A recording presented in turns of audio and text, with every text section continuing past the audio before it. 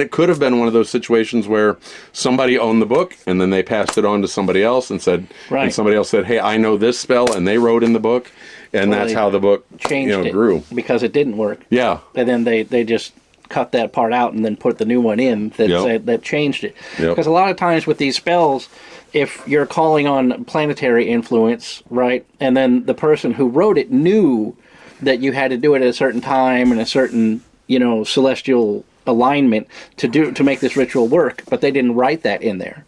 So then when the other person came along, they were like, hey, all this is bunk. You have to do this in August during the blah, blah, blah. You know what I mean? Right. So that's why it has the Rubicon in there, because people added to it, and they're like, hey, that does not work. You have to do it when it's a full moon, and then use moon water and all this other stuff, Well, also, there's in the original text, there's pages that have been used over and over, and you can see how the certain pages have been worn because they used them repeatedly.